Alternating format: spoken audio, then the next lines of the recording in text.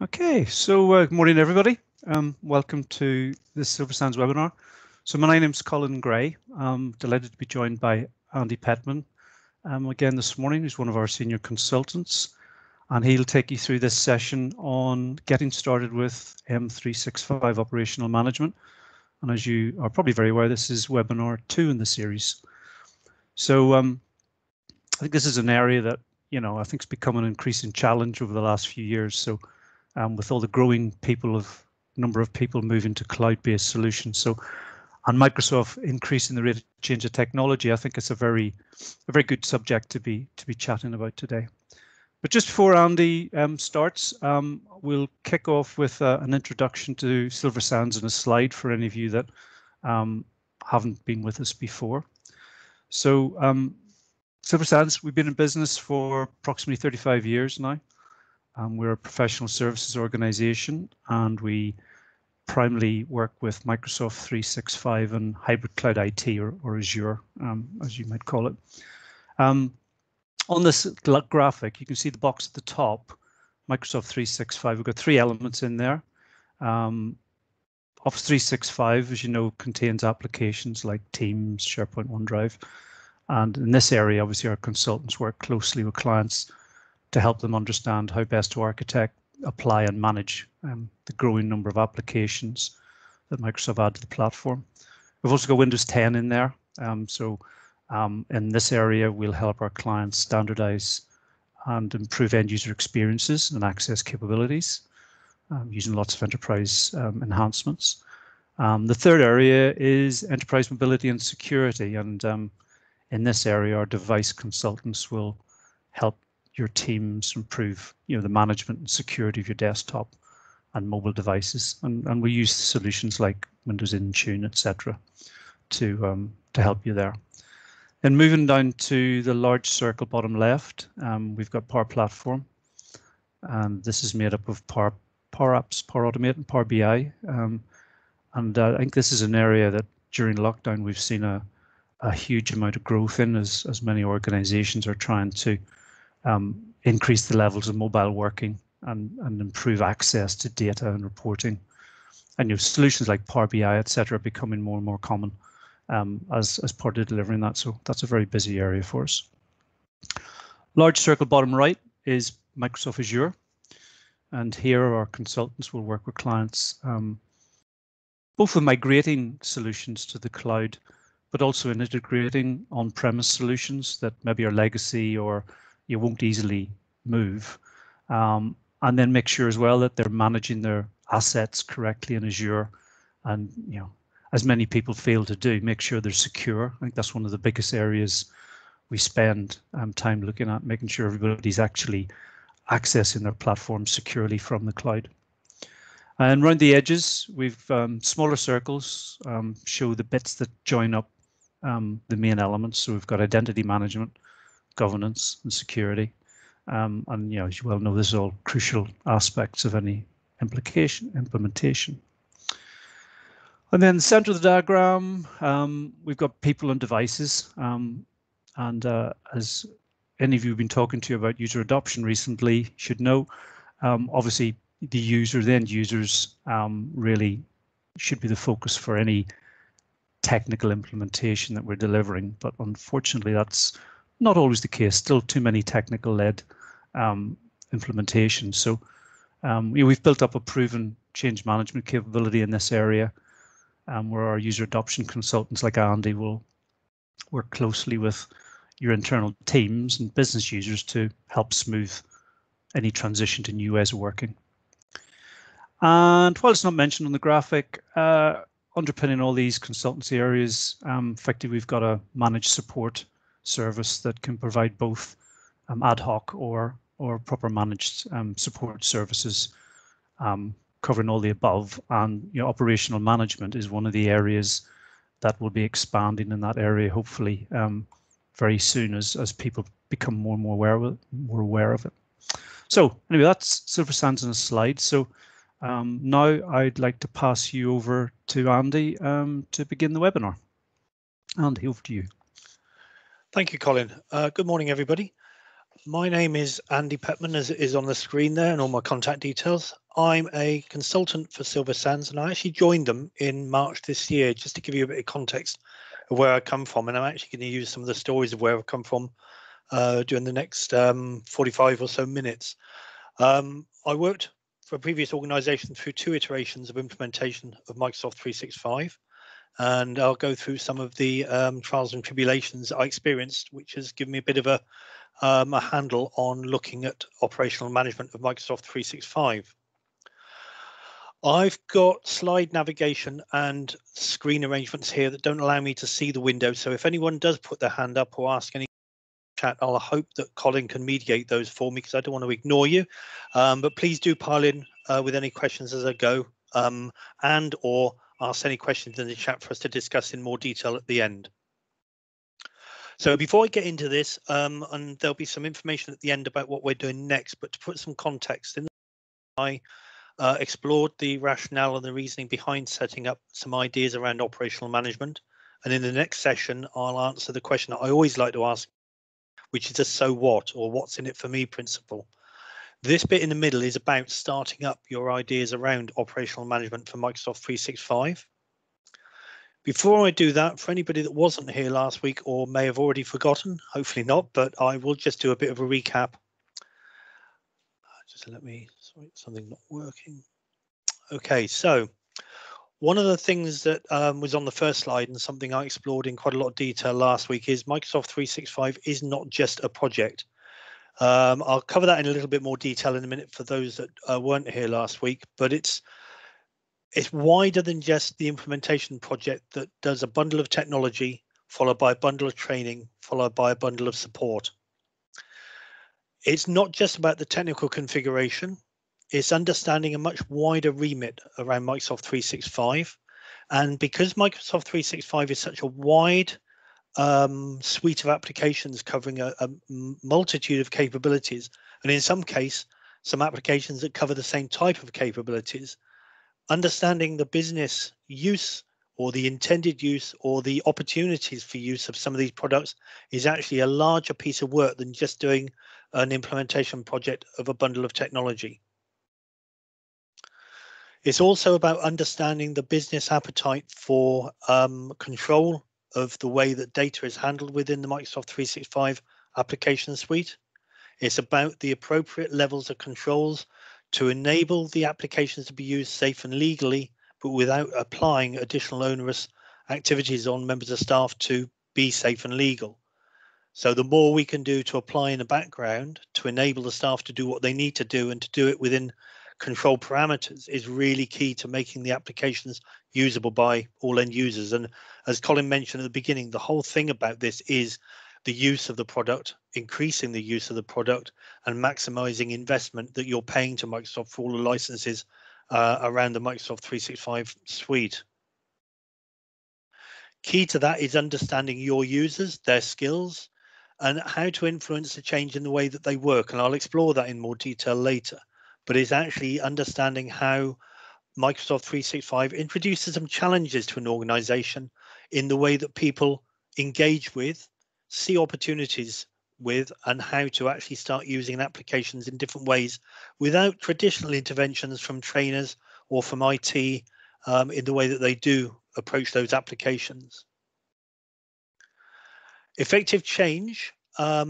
Microsoft, as you may already be aware, and I covered this last time, but I'm sure many more of you are already down the journey of Microsoft 365 rather than even not even got to the point of implementation yet. So this is probably for anybody who's already started down the journey. It is around understanding how to introduce and communicate effective change to a platform that is changed for you by another party, in this case, Microsoft.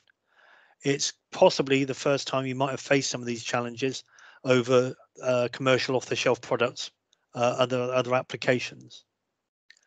And the one thing I explored in detail last week, and we'll go into more detail now, it's not a one-off exercise to implement, introduce, and walk away from a project that brings in something like Microsoft 365. The model I discussed last time is around 6 key strands of activity within in the implementation project and thinking about the operational model going forward.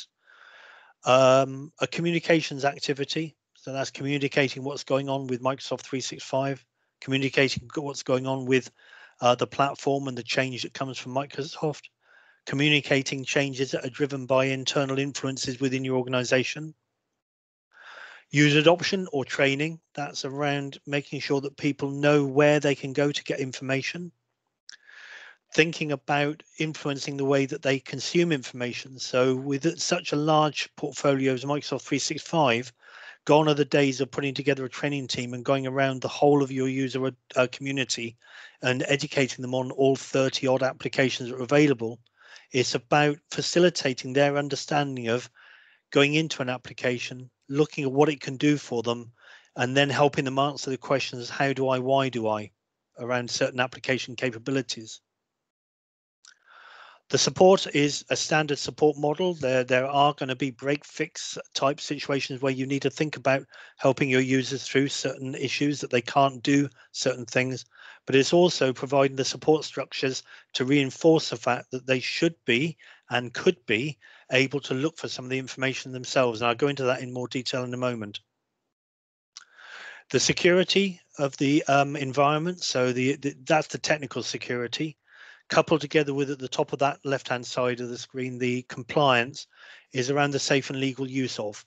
So is it safe to use it in terms of, is the data secure? Is it organizationally accepted that it's okay where it is and that you can use an application in a certain way? And then you've got the compliance, which are the controls that hopefully can be applied as invisible as possible to allow you to use an application without worrying too much about whether or not what you're doing is right or not, or having access to the information to help you make those decisions about where and when you might use an application and the way it shares information either internally or externally to your organization. The sixth strand I've got in the inner circle is around strategy, and that's our thinking about how we want to use Microsoft 365 in the organization and drive some of the changes in the organization about how it might use some of these capabilities and applications. Over last week, I've added an extra little piece of information around the IT involvement in this, because there is no capability without the involvement of IT. And I didn't include that last time because I was talking more about the operational management of the environment. So what I've introduced here is on the outside of the rings, there are some influences that will come in from either within your organization or external to your organization.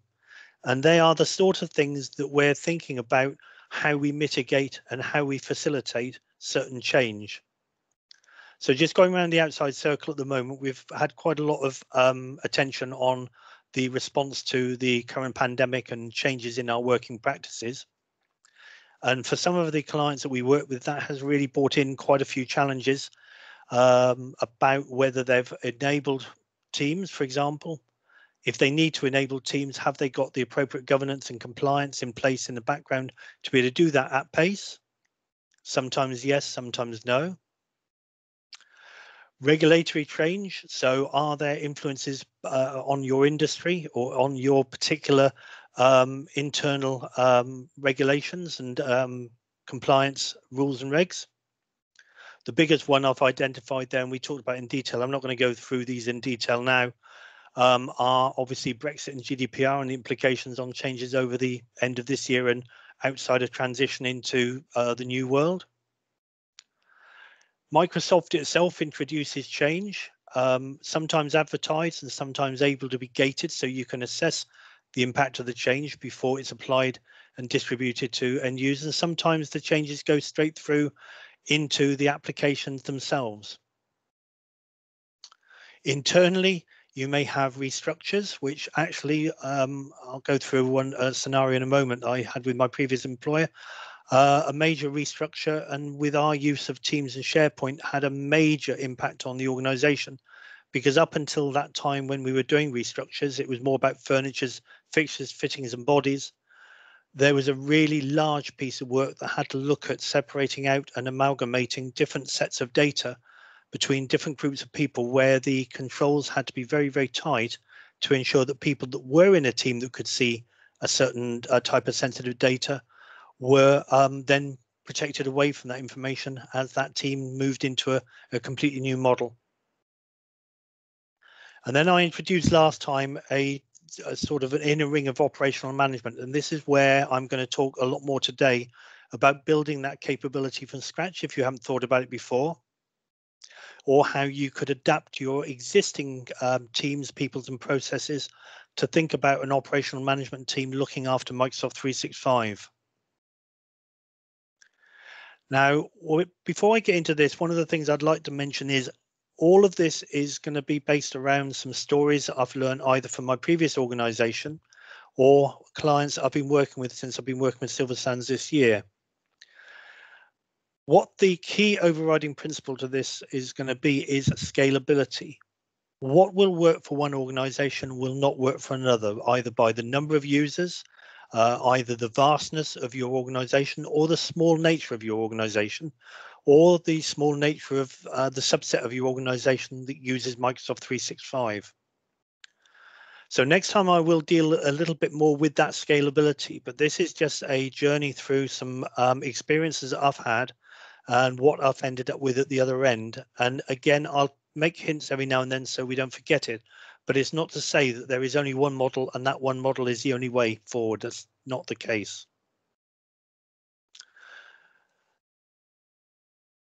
So on my previous organization, I worked for a company that implemented Microsoft 365, and this may or may not be familiar to some of you, and there's no criticism of anybody because I've been through this evolution myself. We approached Microsoft 365 purely at the time from a license uplift from a current license arrangement to Microsoft 365 subscriptions.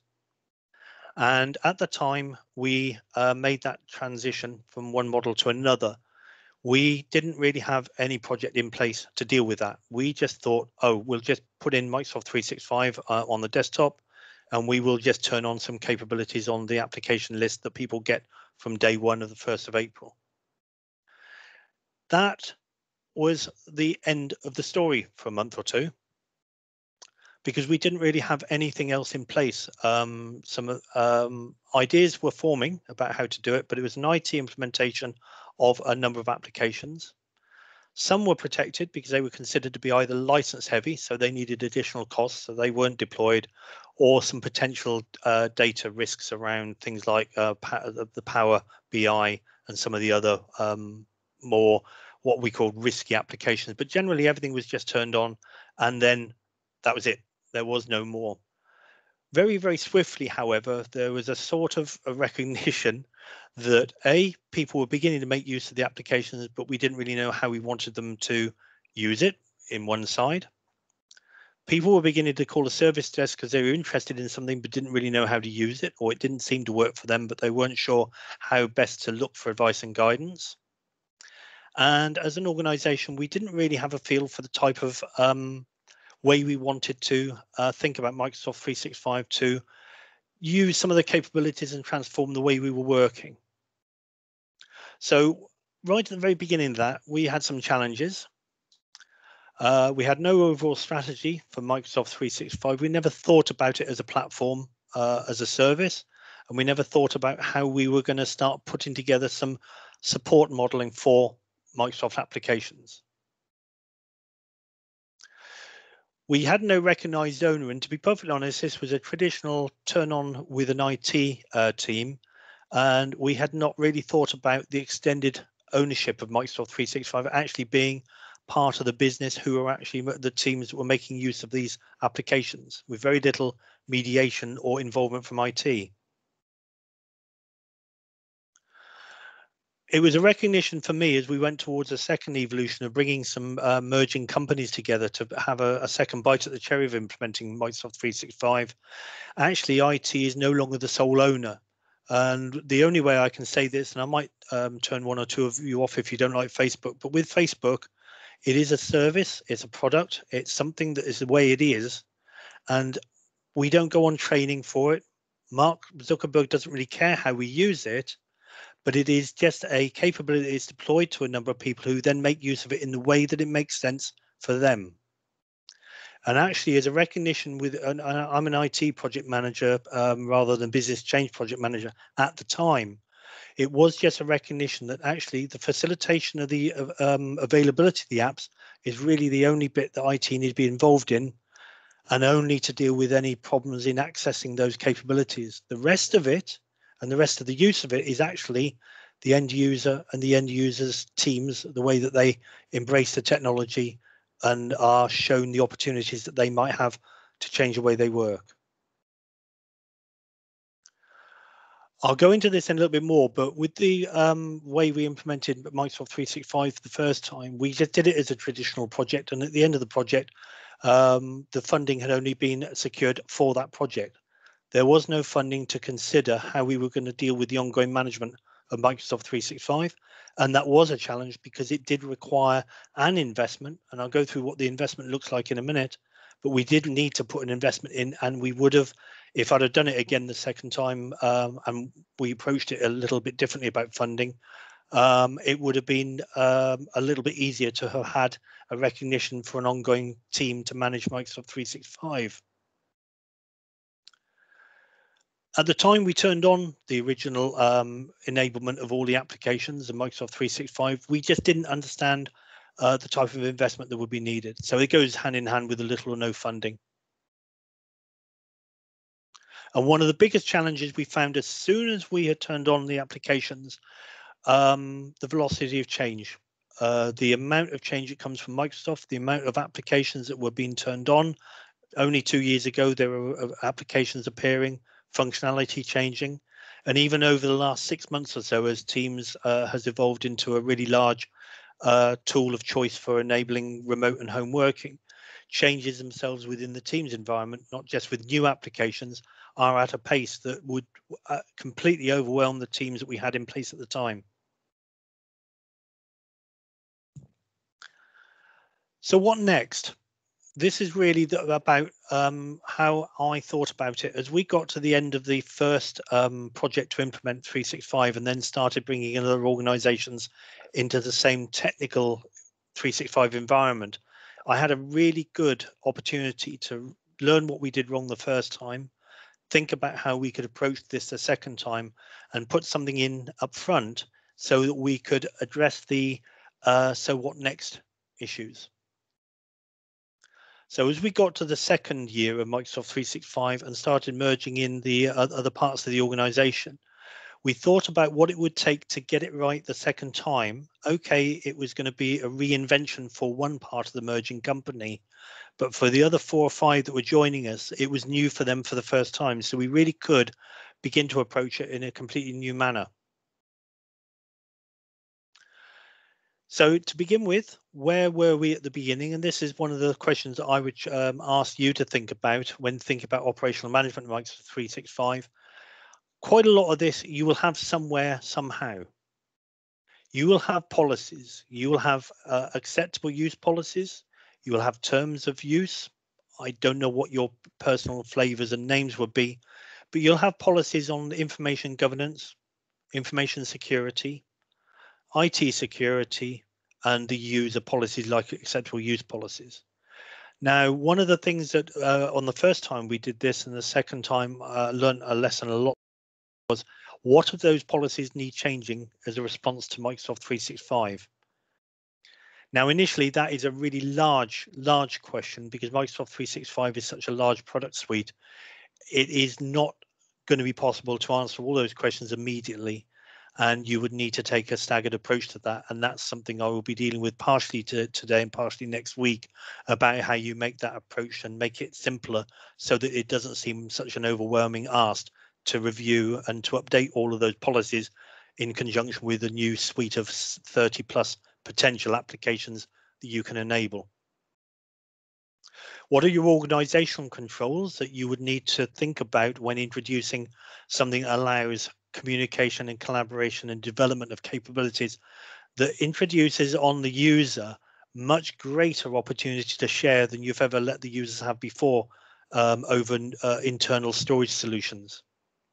Historically, IT would enable and it would consider all the enabling permissioning that you might want to apply either internally or externally around your organization, now the users themselves can start to add members to teams.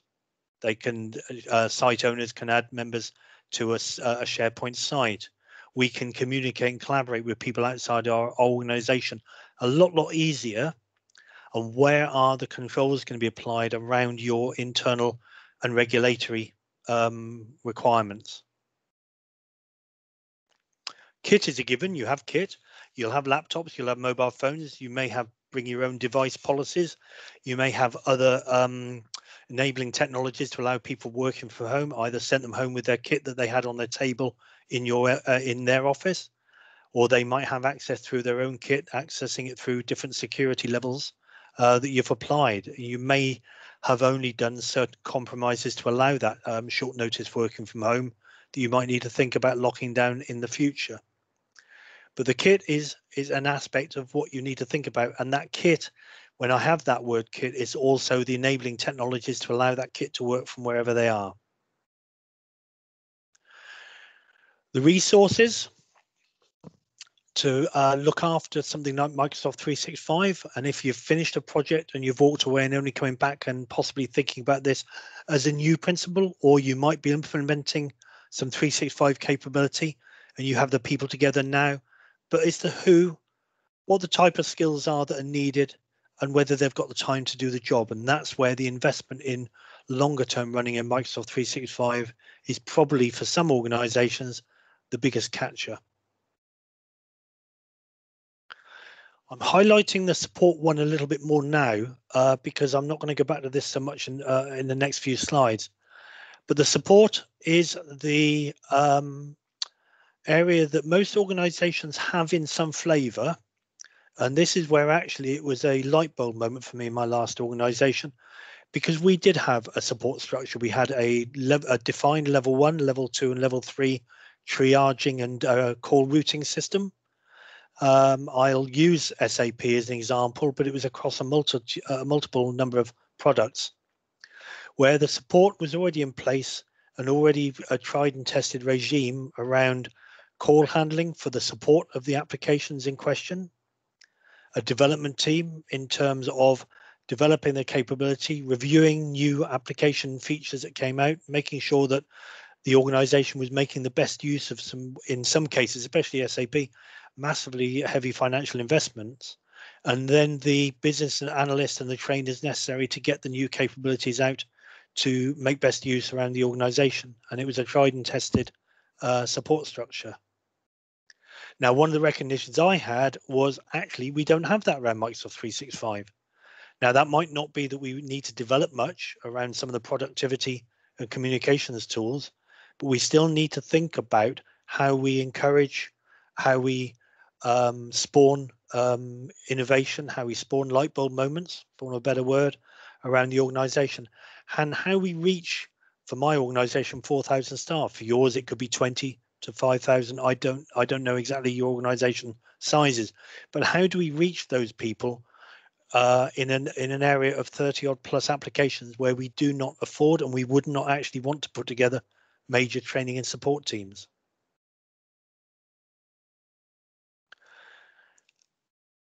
So where to start when we're thinking about putting something together? This is just, again, this is just something that made sense to me based on my experiences. And it's just a vision or an objective. What is the justification for thinking about a new operational management team if I don't have operational management teams in place? Or how do I introduce Microsoft 365 into my existing people and processes that I've already got developed? What is the scale of the problem? Now, the problem I've got in quotes there is there's going to be a different starting point for each of you depending on where you are at the moment.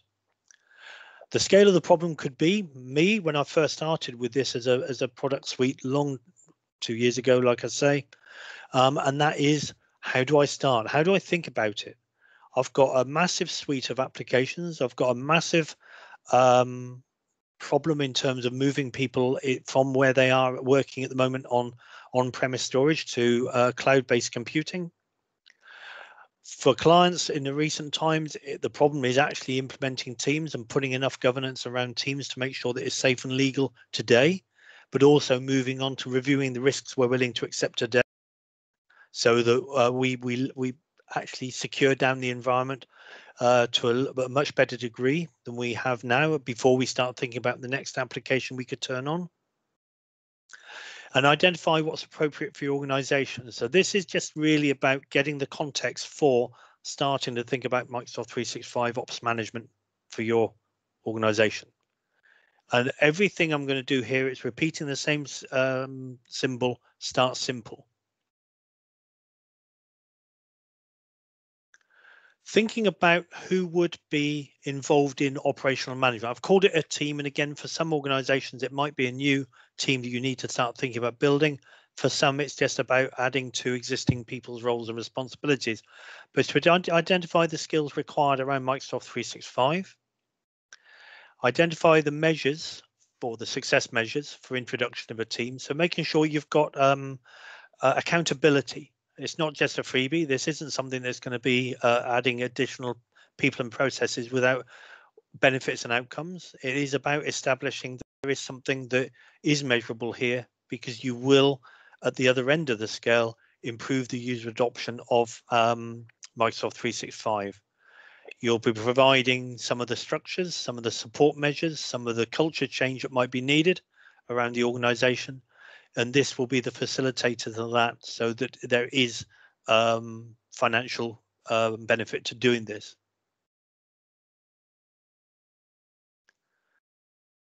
If you have a team either in place or you need to start building it, we need to be able to start thinking about how we're going to start. Now, the starting point, if it's a new team, or the starting point for an existing group of people that might perform this for other aspects of applications, is actually knowing what the Microsoft 365 environment is, what it's capable of, how you want to control the use of data in the new tools that are available, understanding the users and what they want to do, and establish the balance between control and user freedom. And again, it's starting simple, and I'm going to go through a couple of techniques to think about that. But then the next session will go into this in a lot more detail. But again, it's starting simple. It's finding chunks of work that you can aim at and make inroads into. And for me, when I've been looking at building teams, either for this purpose or for others in the past, it's about identifying step change to be able to build that team into a repeatable process for them to have some type of agenda and process that they can actually start to each of the pieces of work they're going to do. Andy, could I just interrupt? Yeah. Said basically just asked a question. Could you give some examples of the type of measures you're thinking of? I presume that's in terms of planning and roadmap.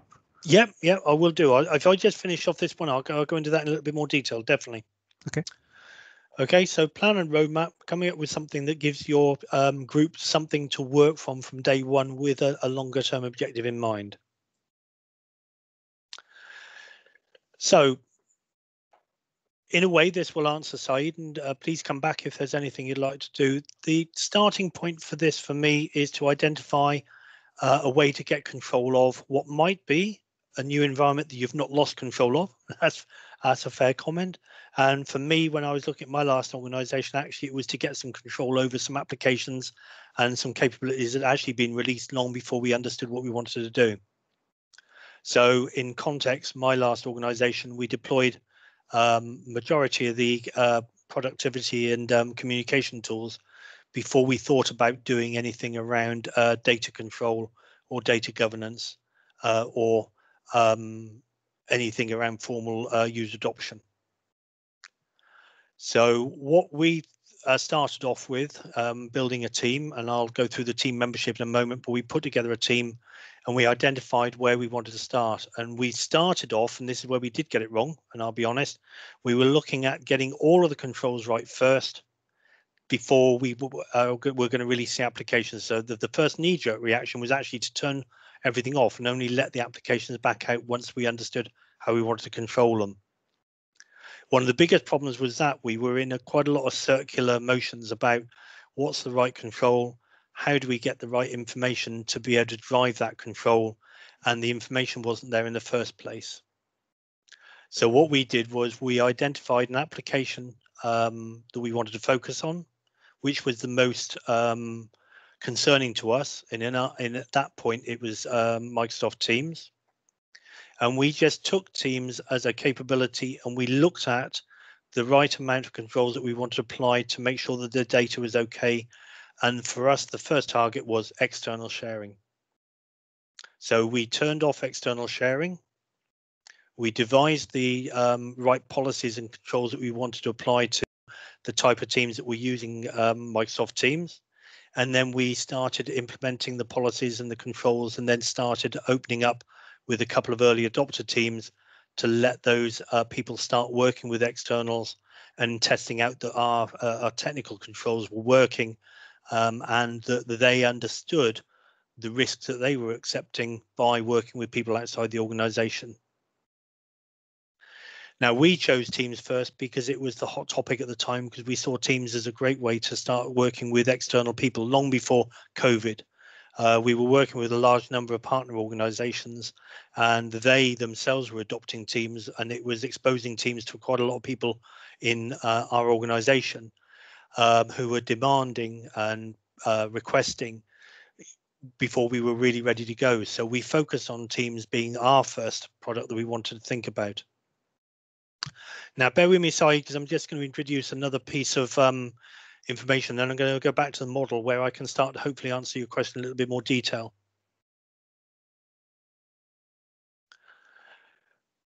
When to start operational management? I put together this just because, again, this comes from my experience, but it's also depends on where you are on your route to using Microsoft 365 as a stable implemented platform.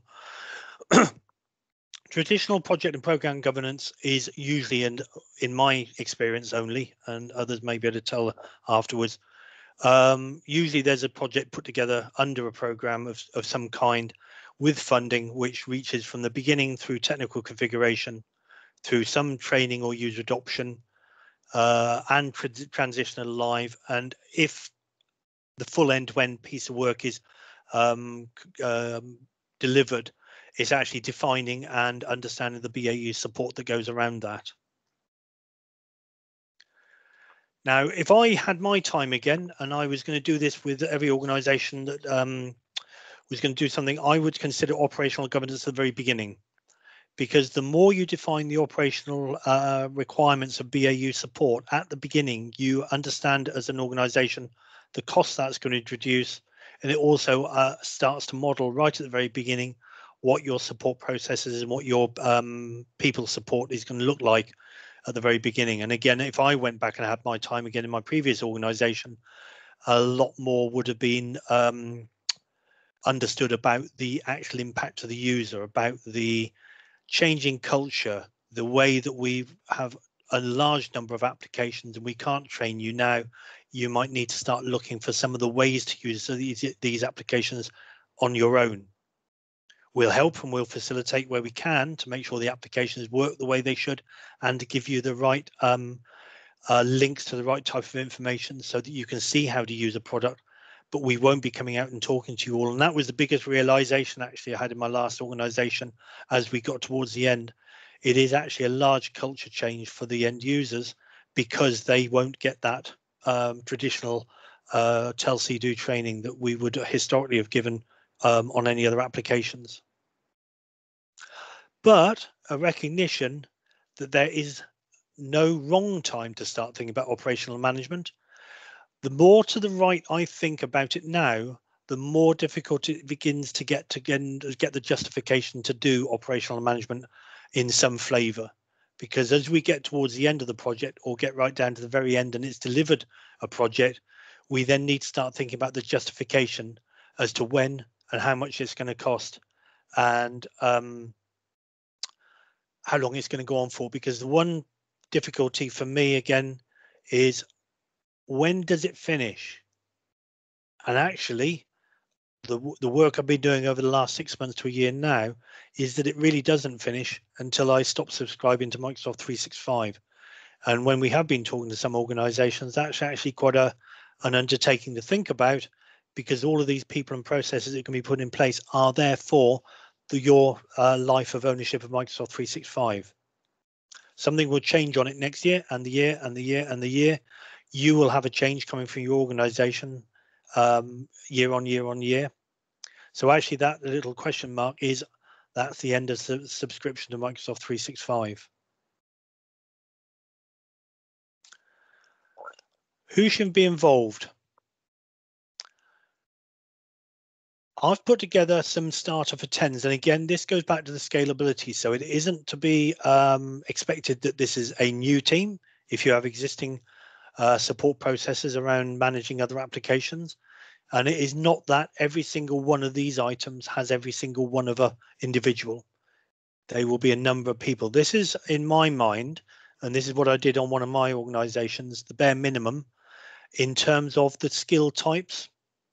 And I refer, while I'm going down this, individuals, but like I say, the first one, for example, may be the same person in one organization, maybe two in another. But we do need a chair. And in my experience, the chair is best not being IT, only because it is a business suite, it's a business product capability, and largely the work that goes on below this is influencing and facilitating the business use of a number of applications. But a key feeder to that is a technical person who knows the environment and knows the capabilities, can advise and guide a team of people on some of the technical constraints that might exist on the way they want to do something. An information security or an information governance lead. If you have one of those for the organization, most organizations are needing to focus on that more and more as we go into GDPR. And clearly, I mentioned earlier, Brexit is going to have a major impact on organizational data and security. And that is key to influencing the way we use our applications. If you've had good information governance support to the implementation stage of a project, then it's just an ongoing review of change, whether it's influenced from internally or from externally. You need that help and support and guidance to that team. The user adoption person, representing the business users, representing the impact on the business users of the decisions that you're making within this group, and actually facilitating the onward distribution of information from changes that come up from these this group. IT support, because they're a key feed and they're a key contact with the user community in terms of the changes that we're introducing, the changes that we might need to introduce from some of the influences I mentioned earlier, and the security around whether or not we can do certain things with applications. So that's more about the applications than the data itself. If I have the luxury of a comms lead, I might be able to bring somebody in from our comms team. If I don't, then any of these roles could be done by any of the people within that group. And I'll put at the bottom business representatives, because that was something I didn't do in my last organization, but I see the value of actually involving people from the business who may be able to help and support some of the decision making that's going on without then going back out to the user community and finding out that something's not quite right or needs a little bit more development. Now, like I say, it's all about scalability. So they're just some of that's just to spawn some ideas of the type of skills that we would need and some of the ways, some of the intelligence I would need to bring to a team who could then start making decisions on how to start introducing operational management over time. Andy, quick question from Nick. He's wondering about how the licensing model that he's on would impact the delivery of operational management, because they don't want to be licensing the whole estate ahead of actually a migration to the full suite. So can you implement a lot of these processes and governance pieces without necessarily be fully licensed for everything from day one, if you're trying to do it as part of the delivery of the project? Yes and no. If you're trying to do it as the delivery of the project, so you're starting this off before you've even implemented, then you will have to have some questions around the licenses necessary to enable certain security controls. So yes, you would. The type of roles I'm talking about here in terms of pulling together an operational team to deliver the other end of it, apart from the information governance and auditing and security technical controls, are less license heavy. So user adoption, support and security and comms leads, these are doing activities rather than configuration or license implications. So it's almost like, as long as you license your pilot groups or whatever that you're using, yes, to help understand how the processes and the governance models work, yep, then you can use that as the basis of your wider rollout without licensing the entire organization. Yeah. Yeah, actually, for that actually is a really good driver. I hadn't really thought about that in here, but the earlier you do that, the earlier you identify your ongoing license implications for implementing and auditing technical controls. So your information governance, your auditing of who does what around some of the technical things like data loss prevention and other labeling that's available. The earlier you consider what your ongoing operational model looks like, the earlier you can identify whether you do have either funding available or licenses available to enable that. Okay, thank you. Okay. Saeed, I haven't forgotten your question either. I will be coming back to that. Finally, just on who is involved, one of the things that, again, I've worked in large organizations as well as with smaller organizations. With the large organizations, this can be a doing group and decision-making group, but sometimes on the larger one, especially one I have worked with, there has been a higher level business assurance group which do the decision-making to enable that to be an operational team that are actually quite agile and quite able to deal with a lot of their own delegated responsibilities. And for some organizations, this really does make sense to think about a steering or assurance group above that operational management group. For the smaller organizations, the formulation of a operational management group actually do the decisions within their own remit. For some of the larger organizations where it's a larger compliance responsibility, or there are more risks that are being taken which aren't considered to be appropriate for the grade or the type of people that are involved in the operational management group, there are higher level of authority for conflict resolution, final decision makers, or ultimate risk acceptance.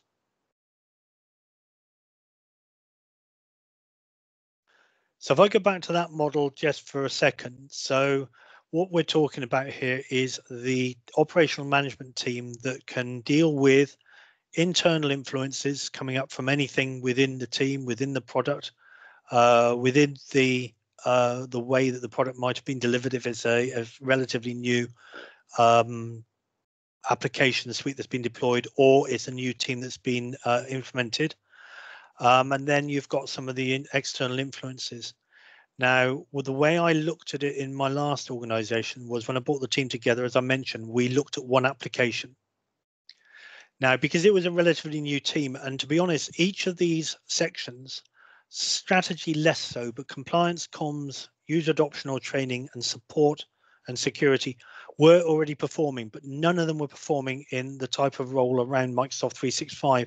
And actually, although everybody knew they had a bit of interest in Microsoft 365, there was no, for want of a better word, cohesiveness around that. So I started a small group of people with one from each of those, put them into a room, and just started thinking about what's the problem in front of us. And the problem in front of us that week or that month was Teams. And it was the use of Teams to augment what we were already doing around Skype, and it was to augment what we were already doing around SharePoint team sites. And it was primarily around communication with external partners. So we had a number of activities that we wanted to tick off. So rather than thinking about whole information architecture for the organization, rather than thinking about the whole information security for the whole organization and across the whole suite, we decided to bite off only a bit relating to the activity we wanted to enable quickly. And I think that sort of translates into the relevance around COVID, because ours wasn't, it was about a year before COVID hit, but it was still a capability we want to turn on. And we put together our heads And one of the things I don't think I've mentioned early enough is in my mind, because of the organization I work with, each of the people in there weren't necessarily the doers of all of the activities we identified. So as we start to develop our controls around teams, the information governance person was part of the team that would be doing some of the controls in the background. They would feed the IT team with some of the settings that we wanted to make in the background system. They would develop some of the policies, but they would hand it off to comms, and they would hand it off to user adoption. And the user adoption representative had a team behind her who were then going to go away and enact a lot of the detail that was going to go out to the wider community. Again, the operational management team weren't looking at and governing the MS roadmap. They were just making sure that the roadmap was being looked at by somebody in the technical team, and that the necessary changes, items of interest were fed back up to the team. But actually, once we got going, the activities between the person in the technical team looking at the roadmap were passing the information to the user adoption team. The operational management team weren't actually managing that roadmap at all after about 2 or 3 months, because it came up with some repeatable processes that were able to be done outside of the team itself. So the team is a facilitator rather than a doer of all of the activities out of it. But it gave us a central point of contact for everybody to come to for a large number of the activities that the organization wanted us to undertake. So internal restructures, there was an operational management team email group that they could contact. Regulatory change, somebody in the business assurance or the business policy group could come to us and say, we have something we know we're going to need to do. Can you pick this up as a piece of work? And we could have actually initiated it within the people and processes that we're beginning to develop. So we were beginning to get into a performing team in its own right.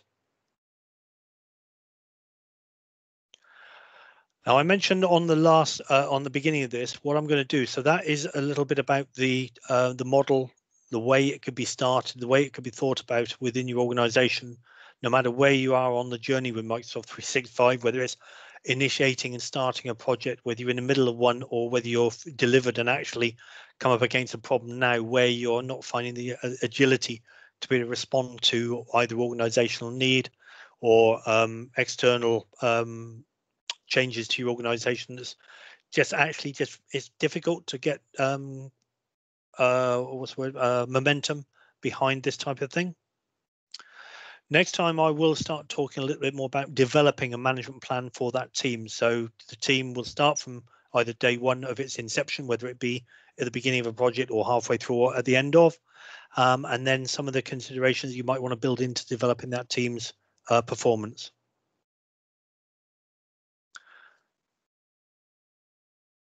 So that's the title for the next one. Is there any questions, Colin, that either Saeed, if you don't think I've answered, I'm quite happy to have a dialogue just to make sure I've got exactly what you asked right, or anybody else with any questions? No, I think that's pretty much everything's been asked as we've gone along.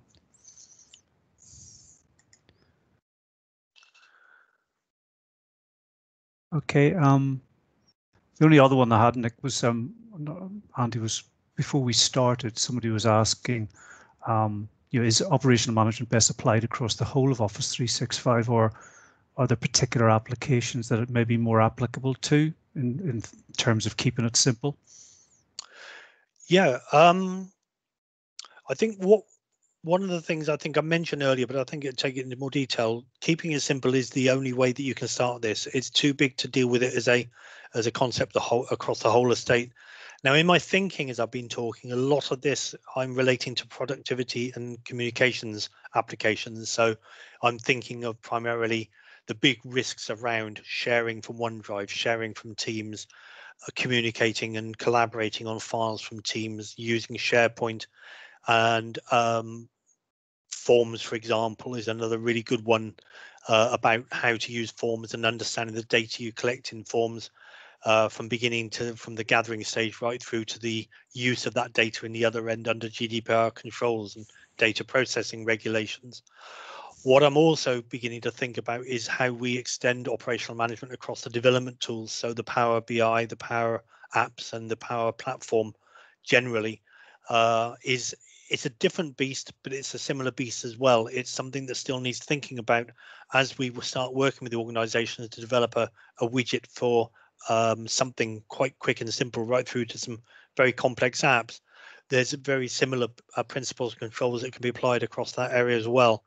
And I will cover that in a little bit more detail on the next session. But yes, keeping it simple, not to deal with the whole application suite in one go. Otherwise, I would, this is just a personal experience, I'd suggest you'd never quite get there. You'll either hamstring yourself in delivering capability by trying to do everything before you start, or you'll just get yourself in knots trying to do too much in one go.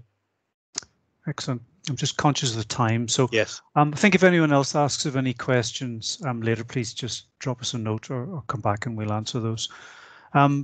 I've pasted the survey link into the chat. So if each of you could please take 30 seconds to answer that, that'd be very much appreciated. It's always good to get feedback on how we can improve the sessions. And there's a link if you want to register for webinar 3 of the series, which is this day next week. And just finally on the screen, we've got a number of accelerators. The first one's very much focused on getting operational management up and running in your organization, if that's of interest. And these are just fixed price engagements, just to start you thinking in the right direction, and hopefully then you can develop it from there. But otherwise, I think that's everything, Andy. And just thank you everyone for attending, and be so generous with your time, and hopefully we'll see you all again next Wednesday. Yeah, thank you very much, all. Thank you, everybody.